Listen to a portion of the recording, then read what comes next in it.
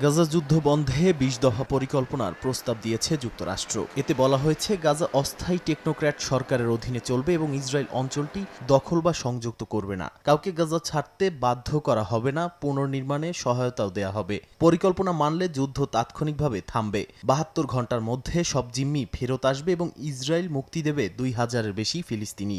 একই সঙ্গে সামরিক অভিযান স্থগিত থাকবে, ধাপে ধাপে সেনা প্রত্যাহার করা হবে এবং শান্তির প্রতিশ্রুত হামাস সদস্যদের সাধারণ ক্ষমা দেয়া হবে। নিরাপত্তায় কাজ করবে আঞ্চলিক ও আন্তর্জাতিক বাহিনী, আর ইসরায়েল ফিলিস্তিন সংলাপে মধ্যস্থতা করবে যুক্তরাষ্ট্র।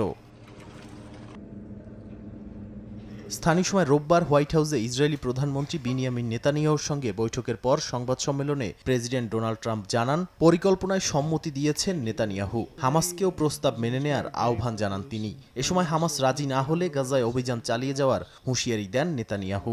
একই সঙ্গে দোহায় হামলার ঘটনায় কাতারের কাছে দুঃখ প্রকাশ করেন তিনি, যা দুই দেশের সম্পর্কে নতুন করে উষ্ণতার ইঙ্গিত দিচ্ছে।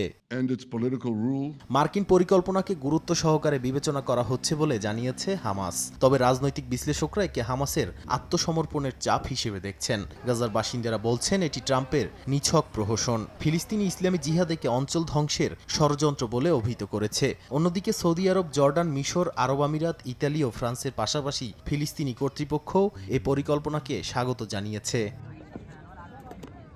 এমন পরিস্থিতির মধ্যেই গাজায় অব্যাহত রয়েছে ইসরায়েলি হামলা। নির্বিচারে বোমাবর্ষণে প্রাণ হারাচ্ছেন সাধারণ ফিলিস্তিনিরা। এর সঙ্গে খাদ্য পানির তীব্র সংকট যোগ হয়ে মানবিক বিপর্যয় আরও গভীর হচ্ছে। নাদিম মারজান, সময় সংবাদ।